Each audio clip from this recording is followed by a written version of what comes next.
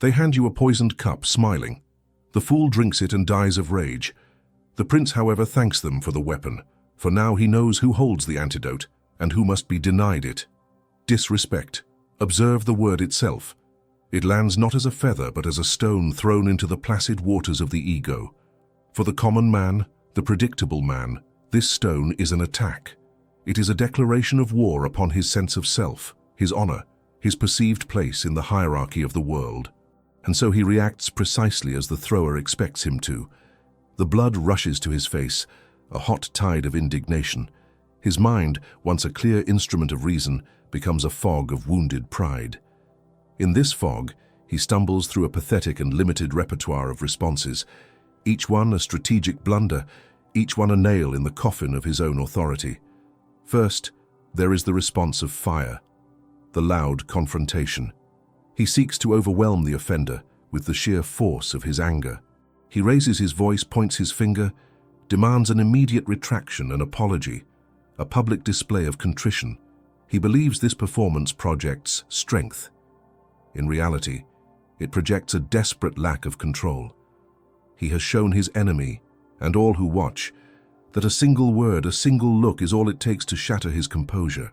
He has handed them the key to his emotional state, proving that he is not a fortress, but a flimsy tent in a storm, easily torn asunder by the first gust of wind.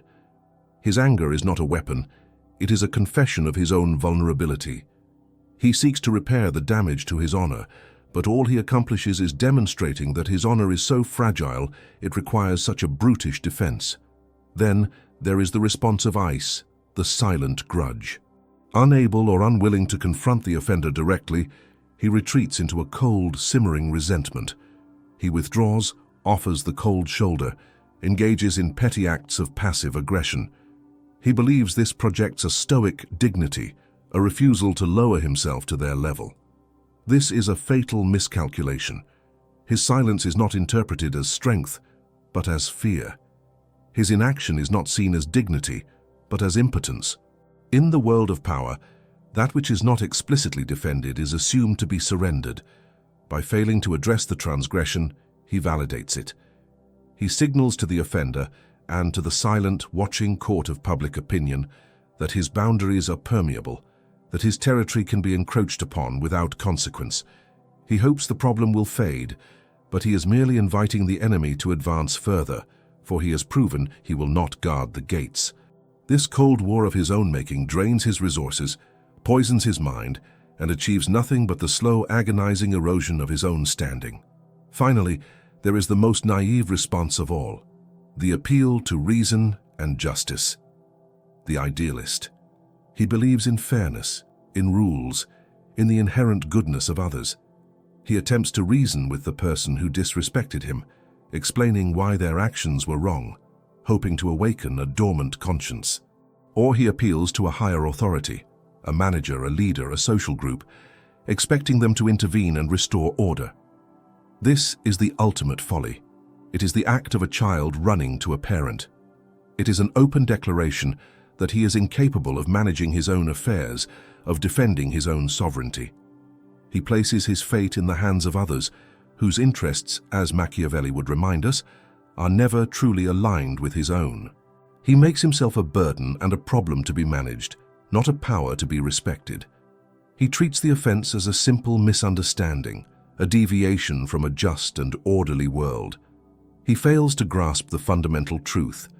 The world is not just, and the offense was no misunderstanding. It was a test, and by reacting in any of these ways, he has failed it utterly. He has treated the symptom, the sting of the insult, while remaining blind to the disease, the underlying challenge to his power that the insult represents. He has been played like a lute, and the tune was one of his own humiliation. But the prince hears a different music. When the stone of disrespect is cast, the waters of his mind do not churn with the heat of emotion. They become unnaturally still, chillingly clear, like a sheet of black ice. For him, the offense is not an insult. It is a gift. It is the most valuable currency in the realm of power, information. A man who was once a neutral shape in the shadows has just willingly stepped into the light, and revealed his true nature. The disrespect is a diagnosis. It tells the prince everything he needs to know. It informs him that this person harbors ambition or envy or a profound lack of judgment. It reveals that this person has assessed the prince's power and found it wanting. They believe him to be weak or distracted, or foolish enough to allow such a transgression to pass unanswered. This is not a moment for anger. It is a moment for cold, crystalline analysis. Machiavelli teaches that a ruler must learn how not to be good. This is the first lesson. The good man would seek reconciliation. The pragmatic prince understands that the offense has already happened. It cannot be unborn. It is a fact, a data point, a crack in the foundation that reveals a deeper structural flaw in his state of affairs. To ignore it, to forgive it, is not an act of mercy. It is an act of strategic suicide. It is to see a cancer on a scan and decide to watch it grow. The man who disrespected him has revealed a fundamental truth. He is, or will become, an enemy. He has declared his intentions, not with a trumpet and a banner, but with a whisper and a sneer, which is far more dangerous. He has given the prince the one thing a ruler craves above all else: clarity. The board is no longer foggy. A peace has declared itself hostile. Therefore, the prince does not see an injury to be avenged. He sees an opportunity to be seized. The offender, in his arrogance, has provided the perfect justification, the casus belli, for the war that must now be waged. Any action the prince takes now will not be seen by the court as tyranny or petty revenge. It will be seen as a necessary, if severe, restoration of order. The offender's own actions have given the prince the moral high ground from which to launch his attack. He has handed the prince the very sword with which he will be executed. The prince does not have to invent a reason to neutralize this threat. The threat has announced itself and justified its own demise. This is the beginning, not the end. The disrespect was not the battle. It was the signal that the true, silent, and far more terrible war must now begin. For the offense is not the wound, but the surgeon's scalpel, revealing the disease that must be cut out. The man who acts on emotion is a slave to the actions of others. The prince, however, uses their actions to enslave them. Comment the gift of injury below if you understand this truth, and subscribe, for in the next part, we will forge the silent instruments of their undoing. The common man, having received his wound, frantically seeks a salve. He wants to stop the bleeding, to dull the pain, to return to a state of comfort. The prince knows that comfort is the death of power. The wound is not to be healed. It is to be studied, dissected, and understood as a map leading directly to the enemy's heart. Now that the enemy has identified himself, the prince eschews the clumsy instruments of open conflict. The axe is for the butcher, the scalpel is for the surgeon. He prepares not for a brawl in the street, but for a quiet, methodical dismantling of a man's entire world. This is not a war of swords, but a war of whispers. Its first and most crucial theater is not the battlefield, but the very ground upon which your adversary stands. We begin with the first instrument of this silent war, the principle of insidious erosion. Call it the architecture of isolation. A man is not an island, he is a fortress. And a fortress does not draw its strength from its stones alone, but from the supply lines that feed it, the sentinels who guard it, and the loyalty of the soldiers within its walls. A direct assault on the fortress is costly, noisy, and alerts the entire kingdom to your aggression. It makes a martyr of your foe and a tyrant of you. The wise prince does not storm the gates. He poisons the well. He reroutes the river. He bribes the guards. He ensures that when the fortress finally collapses, it appears to do so from its own internal rot, a tragedy of its own making. The first supply line to be severed is allegiance. Observe your target's circle. Who are his lieutenants? Who lends him credibility? Who provides him with counsel and support? These are not people to be threatened. They are to be courted. You will not attack your foe. You will study him, and in doing so, you will learn to offer his allies something he cannot. Does he rule through fear? You will offer them respect. Does he demand loyalty but offer little reward? You will present them with opportunity. Your approach must be subtle, almost accidental, a chance meeting, a surprising compliment on their work, delivered in the right company. an unexpected invitation to a project from which their master was conspicuously excluded. You are not building an army of conspirators. You are creating a network of beneficiaries. You are demonstrating through action rather than words that the climate is warmer and the future brighter under your sun than in his shadow. Simultaneously, you must begin to subtly erode his reputation, the very mortar holding the stones of his fortress together. This is never done through direct accusation. Slander is the tool of the desperate. Instead, you weaponize insinuation and concern. In meetings, you ask carefully crafted questions that expose the cracks in his logic. That's a bold strategy, you might say, your tone one of admiration. I'm simply trying to understand how you plan to mitigate the significant risks to our department. The potential fallout is considerable. You are not challenging him. You are merely being diligent. You are a responsible steward of the collective good. To others, in private, you express sympathy. I worry about him, you confide in a mutual acquaintance. He seems under immense pressure lately. I hope he is all right. You are not a rival. You are a compassionate colleague. You plant these seeds of doubt, of incompetence, of instability, and then you step back and allow the fertile soil of human suspicion and gossip to do the rest. Men are always more willing to believe a conclusion they feel they have reached on their own. This brings us to the second, and perhaps most potent instrument, the establishment of a new gravitational state. Power, in its essence, is gravity. It is the force that pulls resources, talent, and loyalty into its orbit. The man who disrespected you has done so because he believes his own gravitational pull is sufficient to protect him. Your task is to become a black hole, so dense and so powerful that his entire solar system is pulled apart and drawn inexorably towards you. This is achieved through the meticulous administration of favor and debt. Machiavelli understood that a prince ought to take care that he never lets anything slip from his lips that is not replete with the 5 qualities of mercy, faith, humanity, integrity, and religion. In this context, your magnanimity must become your most terrifying weapon. You must become the sole source of significant opportunity and reward within your sphere of influence. But this generosity is not charity. It is a calculated investment in future loyalty.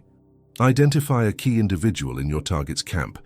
Give them a chance they have been denied. A promotion, a key role in a visible project, public praise for their minor contribution. The favor must be real, valuable, and, most importantly, visibly bestowed by you. This act achieves multiple objectives. First, it places the recipient in your debt. He now owes you. This debt creates a subtle but powerful shift in his allegiance. Second, it sends a clear and chilling message to everyone else in the target's orbit. Your loyalty to him is a liability. It is costing you.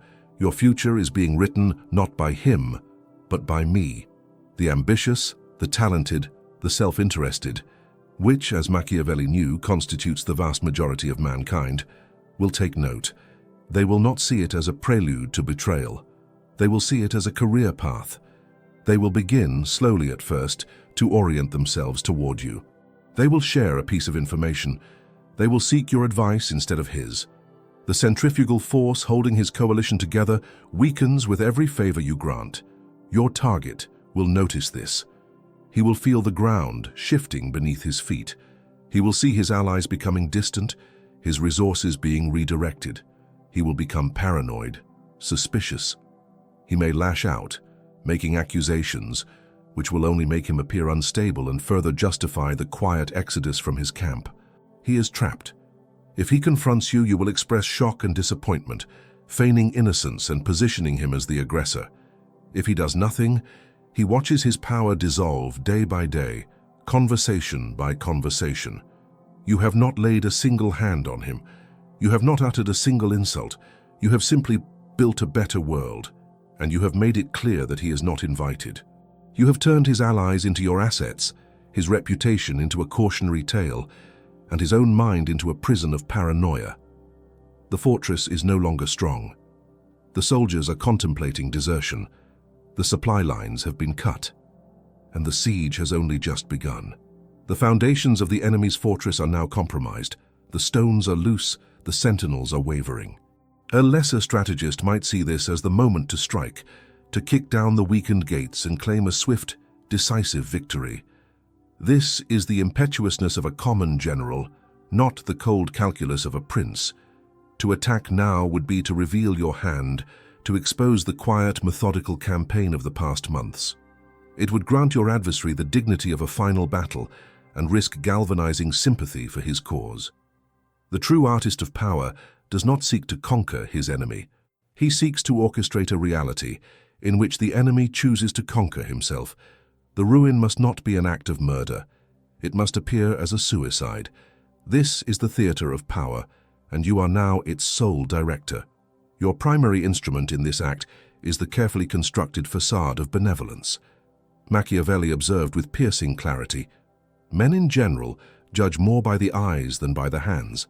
Everyone sees what you appear to be. Few experience what you really are."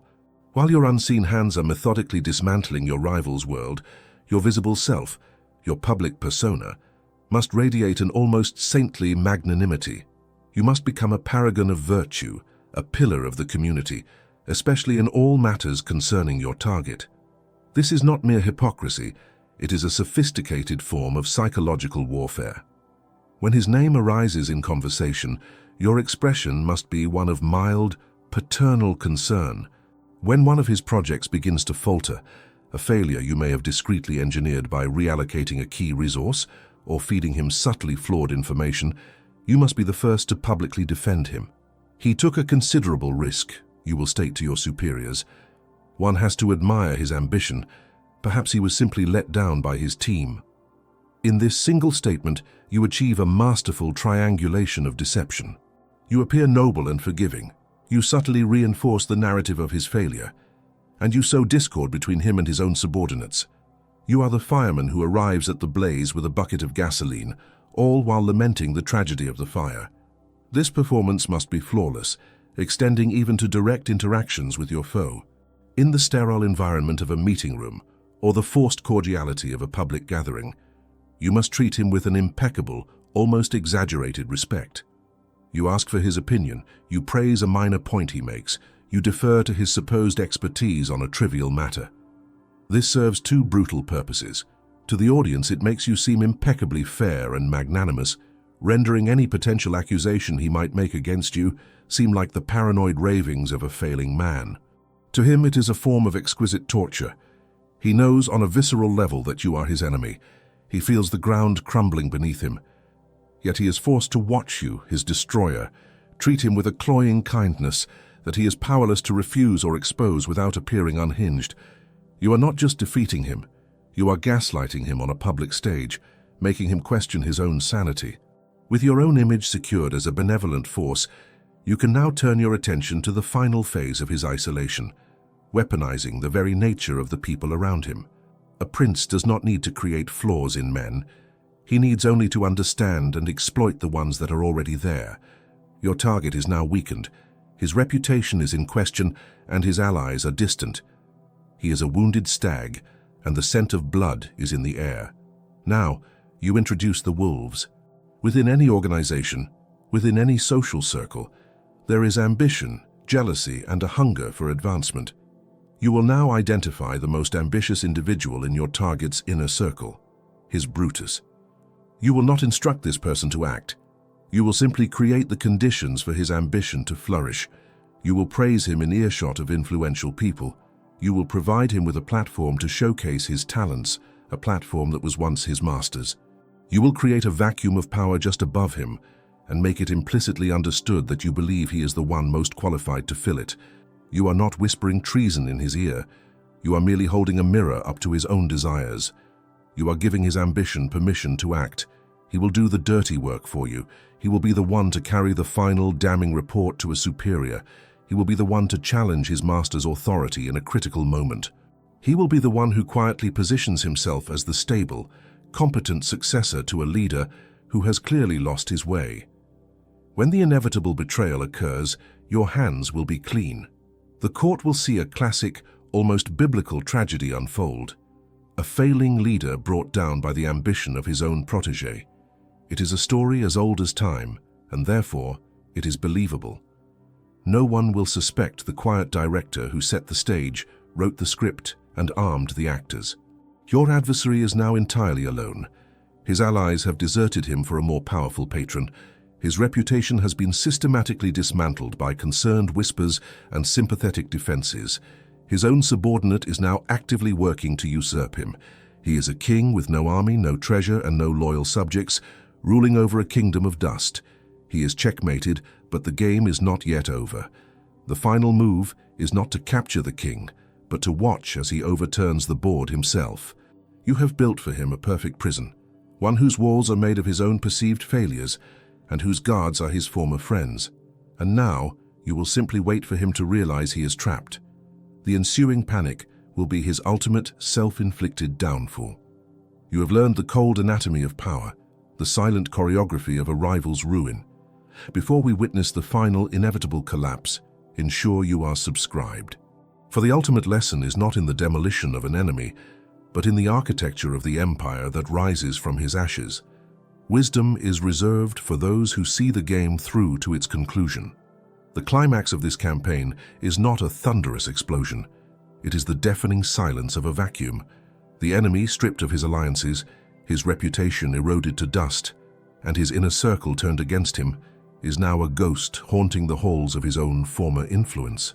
He is a general with phantom legions. Every word he speaks is second-guessed.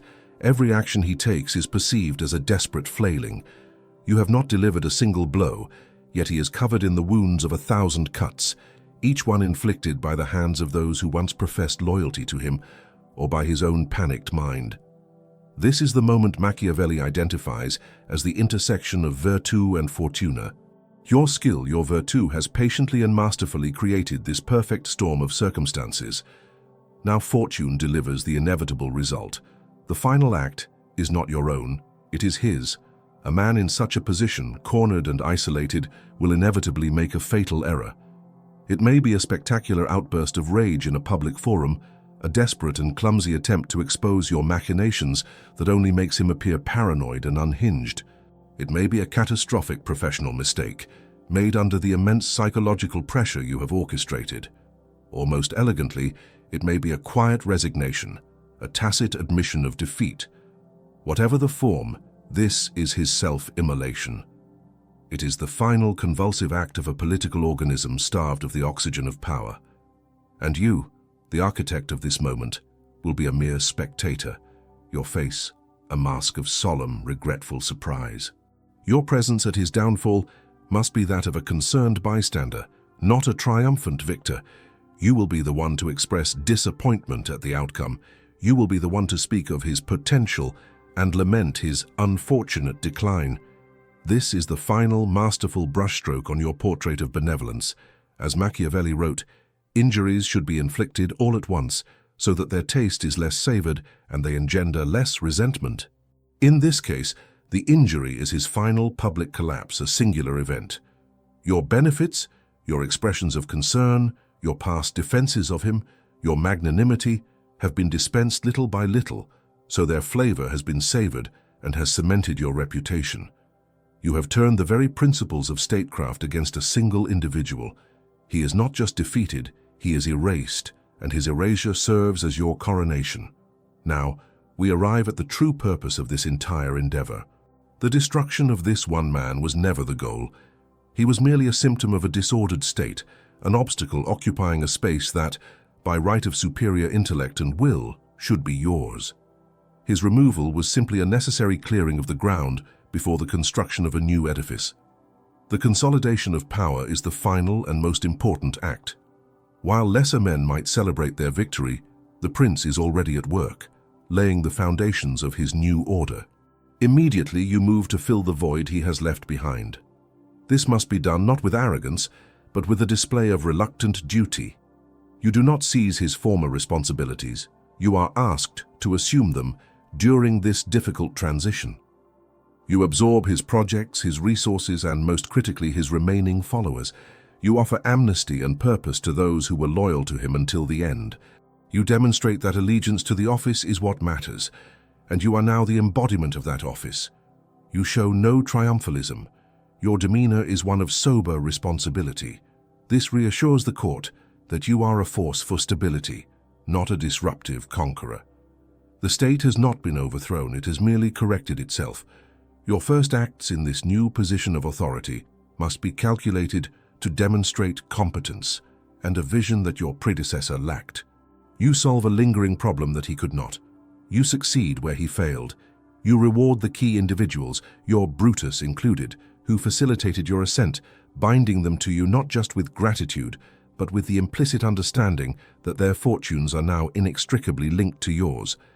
You do not discard the tools you have used. You integrate them into your new administration. The message to all observers is clear and profound. Challenging you is fatal, but serving you is rewarded. The ultimate victory is not the silence of your fallen foe, but the changed behavior of everyone who witnessed his fall. The story of his demise becomes a quiet legend, a cautionary tale whispered in hallways that serves as a far more effective deterrent than any overt threat you could ever make. You will not need to raise your voice, for the memory of his fate will speak for you. You will not need to demand loyalty, for the benefits of aligning with you have been made self-evident. You have established a new reality, one that revolves around your will. The disrespect that began this entire sequence is now unthinkable. It is not that people are too afraid to disrespect you.